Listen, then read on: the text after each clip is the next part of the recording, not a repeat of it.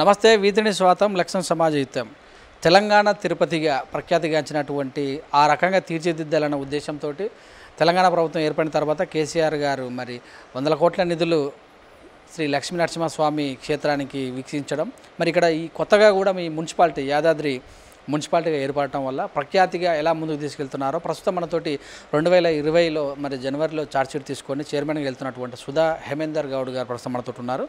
మరి clean and green విషయంలో ఎలా ముందుకెళ్తున్నారు, ప్రభుత్వ పథకాలను ఎలా తీసుకెళ్తున్నారు, పుణ్యక్షేత్రము మరి కరోనా సమయంలో ఇక్కడ ఉన్నటువంటి మార్కెట్ వాళ్ళకి ఏమైనా సహాయ సహకారాలు అందించారా, మరి రేపు కేటీఆర్ బర్త్డే పురస్కరించుకొని వనం ఎలాగా పెంపొందిస్తారో వారి మాటలు తెలుసుకుందాం. నమస్తే మేడం.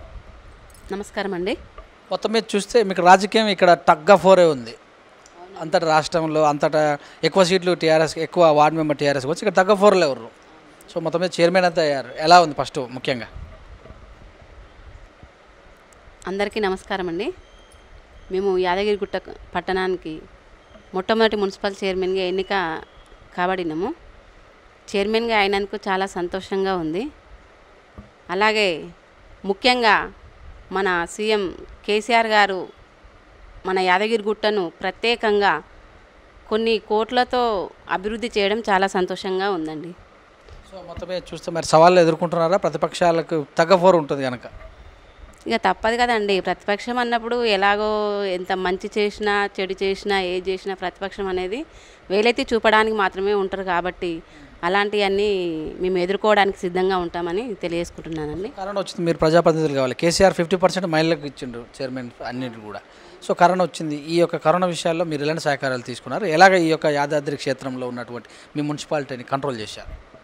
మేము కరోనా టైంలో ఎల్లవేళలా ప్రజలకు అందుబాటులో ఉండి అలాగే అన్ని స్ప్రేలు కానీ కరోనా వచ్చిన వాళ్ళకి కూరగాయల పంపిణీ కానీ మా మున్సిపల్ తరఫున ఏదైతే వాళ్ళకు అందియాలనో అది అందించి వాళ్ళకు ధైర్యం చెప్పి వాళ్ళ ఇంటికి వెళ్ళి మేము ఏం కాదు మీరు ధైర్యంగా ఉండాలని చెప్పి వాళ్ళకి ఎల్లవేళలా అందుబాటులో ఉండి మేము వాళ్ళకి ధైర్యం చెప్పడం జరిగిందండి. అందుకు గాను మా మున్సిపల్లో కూడా మొదటిసారి కరోనా వచ్చిన 3 నెలల వరకు అసలు మా యాదగిరిగుట్ట పట్టణంలో ఒక్క కేసు కూడా రాకపోవడం మాకు సంతోషకరంగా ఉందండి. అప్పుడు మా కలెక్టర్ గారు కూడా చైర్మన్ గారు మీ యాదగిరిగుట్టలో కరోనా రాకపోవడం అనేది విచిత్రంగా ఉంది, ఎందుకంటే ఒక్క కేసు కూడా నమోదు కాలేదండి యాదగిరిగుట్టలో. ఒక 3-4 నెలల తర్వాత కొన్ని కేసులు అయ్యి కొంచెం ఇబ్బందికరమైందండి.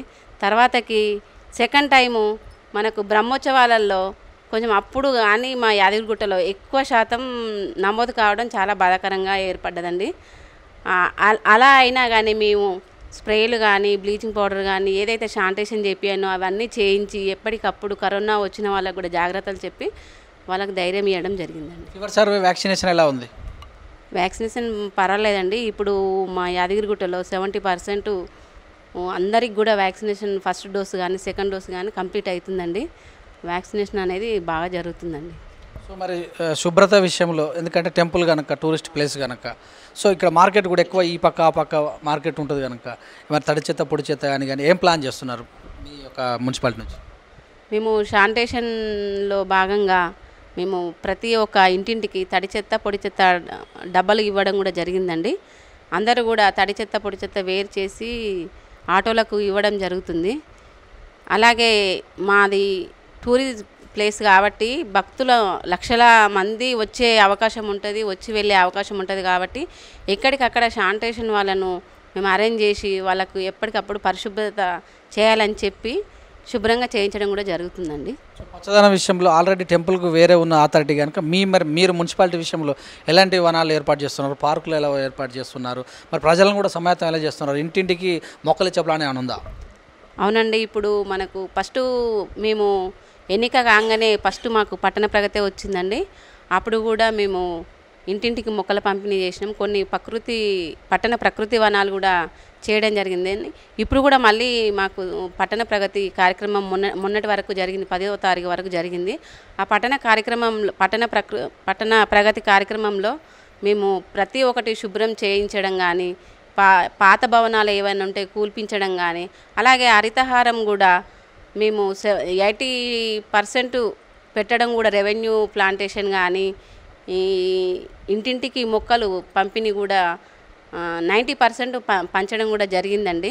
మేము ఎట్టి పరిస్థితుల హరితహారంలో భాగంగా ప్రకృతి వనాలు అలాగే రెవెన్యూ ప్లాంటేషను ఇంటింటికి మొక్కలు పంపిణీ చేయడం 80% కూడా మేము చేయడం జరిగిందండి. సో ఇక్కడ ఎక్కువ హాస్టల్స్ అలా చూస్తే కమ్యూనిటీ ఏ కులానికి ఆ కులానికి ఉంటాయి కనుక మరి డ్రైనేజ్ వ్యవస్థ చాలా ఇంపార్టెంట్, మంచినీటి సౌకర్యం కూడా. సో ఏమైనా ప్లాన్ చేశారా?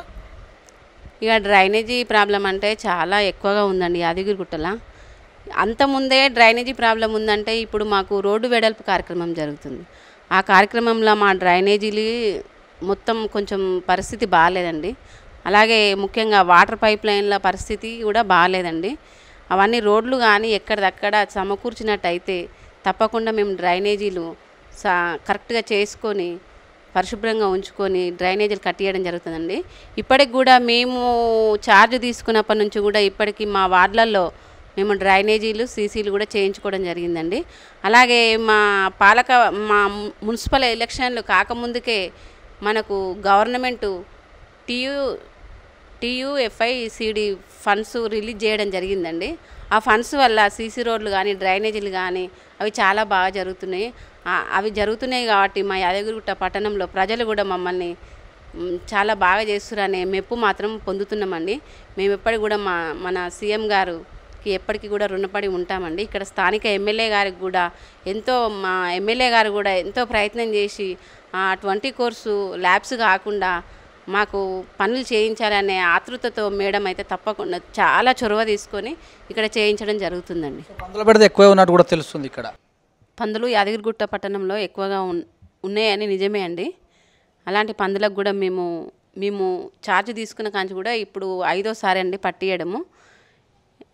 ఎంతసేపు అయినా మేము పందులను పట్టించి పంపించాలని చాలా ప్రయత్నం చేస్తున్నాము. కానీ ఇక్కడ స్థానికంగా ఉన్న పందుల పెంపకదారులు ఉంటారు కదా, వాళ్ళు కొంచెం చాలా ఇబ్బంది పెడుతురు. వాళ్ళకి ఏదన్నా ఆదరవు కావాలని అడుగుతురు. అది మన చేతిలో లేదు కదండి. అయినా కానీ మేము పందులను పంపించడం జరుగుతుందండి. పందులను మొత్తం అంటే తీసేయలేము. మాకు ఎంతవరకు అయితే అంతవరకు తీసేయడానికి తప్పకుండా మేము ప్రయత్నం చేస్తున్నాం. ప్లాస్టిక్ ఫ్రీ అంటే ప్లాస్టిక్ లేకుండా చేస్తానికి పూనుకుంటారా? ఎందుకంటే ఇది ఎక్కువ కూడా టూరిస్టులు వస్తున్న సందర్భంలో ప్లాస్టిక్ వల్ల జంతువులకు చాలా ఇబ్బంది కలగలుగుతుంది, పర్యావరణానికి హాని కూడా. సో ఆ విషయంలో ఎలా ఉంటారు? ఇంకా ప్లాస్టిక్ అంటే ఇప్పుడు మనది ఒక పెద్ద టూరిజం ఏరియా అయిందండి. ప్రతి ఒక్కరు కూడా ఏది కొన్నా కవర్ అనే అలవాటు పడిపోయారు జనాభా. జేబులో చేతి పెట్టుకొని ఎక్కడికైనా షాప్కి వచ్చేటప్పుడు వాళ్ళు ఉట్టిగా వచ్చి పోయేటప్పుడు కవర్ తీసుకొని పోతురు. అదే జనాభాకు ఎప్పటి నుండో అలవాటు అయిపోయారు కాబట్టి అంత సడన్గా మారవాలంటే కూడా మన నుంచి కూడా కావట్లేదు. మేము ప్రయత్నం చేసినాము, ఇంకా కూడా చేస్తున్నాము. తప్పకుండా మాకు ఎంతవరకు అయితే అంతవరకు ప్లాస్టిక్ని అరికట్టడానికి ప్రయత్నం తప్పకుండా చేస్తామండి. మరి ఇప్పుడు ఉన్నటువంటి థర్డ్ వేవ్ వస్తుంది, బోనాలు కూడా సిచ్యువేషను. సో మరి ఎలా ప్లాన్ చేస్తారు? టెంపుల్స్ ఉన్నటువంటి చిన్న టెంపుల్ ప్లాన్ ఎలా ఉంది? ఇప్పుడు థర్డ్ వేవ్ రావడానికి అవకాశం ఉందని మన అందరికీ కూడా తెలుసండి. అలాగే మన గవర్నమెంట్ ఏదైతే నిర్ణయం తీసుకుంటుందో దానికి కట్టుబడి మేము తప్పకుండా వాళ్ళ ఆదేశాలను అనుసరించి బోనాల దగ్గర కానీ చిన్న గుళ్ళ దగ్గర కానీ ఎట్లా అంటే ఆ ఏరియా పోయి పెట్టుకోవడమో ఏదైతే ఆదేశాలను అనుసరిస్తారో వాళ్ళ ఆదేశాలను తప్పకుండా పాటించి అదేవిధంగా మేము బోనాల పండుగ కానీ ఏ ఫెస్టివల్నైనా జరపడానికి ముందుకు పోతామని తెలియదు. సో మరి రానున్న 3 సంవత్సరాల పీరియడ్లో మీరు ఇచ్చిన హామీలు నెరవేర్చేందుకు మీ ప్లాన్ ఎలా ఉంటుంది? మీ ఎమ్మెల్యే తోటి కానీ మీ మినిస్టర్ తోటి కానీ ఎలా ప్లాన్ చేసుకొని ముందుకెళ్తారు? రానున్న 3 ఏళ్లలో మేము ఇచ్చిన హామీలను కానీ మా ఎమ్మెల్యే గారు మాకు చాలా సపోర్టుగా ఉంటారండి. ఎమ్మెల్యే గారు ఏదైతే అనుకుంటారో ఇది చేయాలి అని అనుకుంటారో మాకంటే ముందు మా ఎమ్మెల్యే గారే స్పందించి చేసుకోండి అమ్మా, ఇది చేయండి బాగుంటుంది, ఇది చేయండి అని మేడమే మాకు చెప్పడం జరుగుతుంది. తప్పకుండా మేము ఇచ్చిన హామీలను మా స్థానిక ఎమ్మెల్యే గారితో మంత్రి గారితో వాళ్ళ సహకారంతో తప్పకుండా నెరవేరుస్తామని తెలియజేసుకుంటున్నామండి. రాజకీయం అవ్వలేదా? డైరెక్ట్గా జడ్పీ చైర్మన్ సీట్లో మున్సిపల్ చైర్మన్ సీట్లో కూర్చున్నారు కదా, ఎలా అర్థమైందా రాజకీయం? చాలా వరకు అర్థమైందండి. చాలా వరకు ఇండిపెండెంట్గా వెళ్తున్నారా లేకపోతే హేమేందర్ గారు అన్నీ చూసుకుంటారా? ఇండిపెండెంట్గా వెళ్తానండి. ఇప్పుడు ఫస్ట్లో అంటే కొంచెం నేను ఎందుకంటే సడన్గా ఇంట్లో నుంచి వచ్చి ఈ రాజకీయం చేయాలంటే ఫస్ట్లో కొంచెం ఇబ్బంది అనిపించేది. ఇప్పుడు మాత్రం అదేం లేదండి, ఇండిపెండెంట్ అధికారులతో చర్చిస్తారా? చర్చిస్తున్నామండి. మీ ప్లాన్ ఏంది అసలు, ఎలా చేయాలనుకుంటున్నారు యాదగిరి మున్సిపాలిటీని? మా ప్లాన్ అంతా ఏంటంటే యాదగిరి గుట్టల డ్రైనేజ్ వ్యవస్థను బాగు చేయాలి. మెయిన్ ప్రాబ్లం ఏంటంటే వాటర్ ప్రాబ్లం ఉంది మాకు. ఆ వాటర్ ప్రాబ్లంను ఎంతకంతైనా వాటర్ ప్రాబ్లం లేకుండా చేయాలని గట్టి ఆలోచన మాత్రం చేస్తున్నామండి. అది సక్సెస్ కావాలని ఆ శ్రీ లక్ష్మీ నరసింహస్వామిని కూడా వేడుకుంటున్నాము.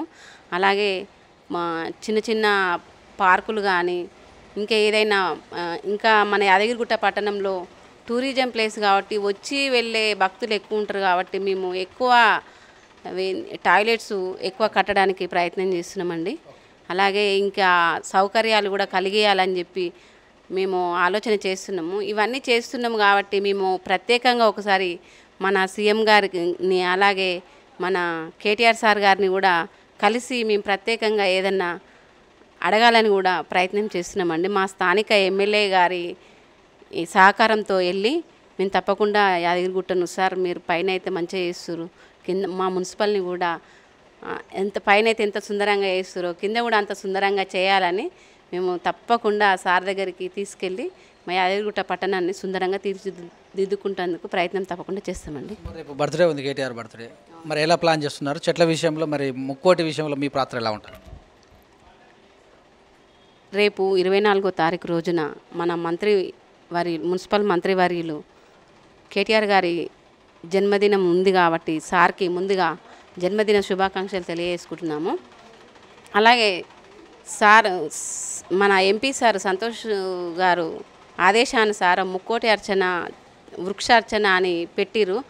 అందులో భాగంగా మేము రేపు మా పట్టణంలో మేము ఒక 1000-2000 చెట్లను 1000-2000 మొక్కలను నాటాలని మేము అనుకుంటున్నామండి. తప్పకుండా మేము ఆ చెట్లనన్నింటిని నాటి మేము ఆ చెట్లను ఆ మొక్కలను పెద్దగా చేయడమే మా లక్ష్యంగా పెట్టుకొని వీటిని తప్పకుండా కాపాడి మా కేటీఆర్ సార్ గారికి బహుమతిగా ఇవ్వాలని అనుకుంటున్నామండి. కోతల బెడద ఎలా ఉంది?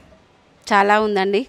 కోతుల బెడద అంటారా, ఇక ఈ దేవస్థానం కాబట్టి ఎక్కడెక్కడ నుంచి ఏ ఊర్ల నుంచి కూడా తీసుకొచ్చి ఈ దేవస్థానం ఏరియా అని ఇందులో వదిలేసి వెళ్తురు కాబట్టి మాకు ప్రతి ఏరియాకు యాదగిరిగుట్ట పట్టణంలో కోతుల బెడద మాత్రం చాలా ఉందండి. వాటిని ఎట్లా అనేది మేము వదిలేద్దాం అనుకుంటున్నాం, పట్టించి ఎక్కడన్నా వదిలేద్దాం అనుకుంటున్నాం. కానీ వేరే చుట్టుపక్కల గ్రామాలలో కూడా తెచ్చి ఇక్కడే వేసిపోతున్నారు. ఎందుకంటే ఈ భక్తులు వచ్చిపోయే ఏరియా ఇక్కడైతే బ్రతుకుతాయి అనే ఆలోచనతోటి వేస్తున్నారు. కాబట్టి కాకపోతే మేము ఏం ఆలోచన ఇస్తున్నామంటే ఒకసారి పట్టిపిస్తాం, మళ్ళీ వస్తూనే ఉంటాయి, ఒకసారి పట్టిపిస్తాం, ఇంకేదైనా కొత్త ఆలోచన చేద్దామని ఆలోచిస్తున్నామండి. Okay, thank you. ఇదండి మరి యాదగిరి గుట్ట మున్సిపాలిటీ చైర్మన్ అయినటువంటి వారి గురించి మాట్లాడడం జరిగింది. మరి కరోనా సమయంలో చేసిన సహాయ సహకారాలు వాళ్ళ యొక్క ఈ మున్సిపాలిటీ పైన వారు చేసినటువంటి డెవలప్మెంట్, వాళ్ళ విధానం, ప్లానింగ్ విధానం అన్నిటి కూడా చక్కగా వివరించారు. మరి కేటీఆర్ బర్త్డే పురస్కరించుకొని కూడా ఇక్కడ ఉన్నటువంటి పార్కులు అయితేనేమి ఇక్కడ ఉన్నటువంటి మరి చెట్లను అన్నింటినీ కూడా డెవలప్ చేస్తామని తెలియజేశారు. చూస్తుండే విధంగా కెమెరామెన్ శ్యామ్తో మీ సురేష్ దండు, యాదాద్రి.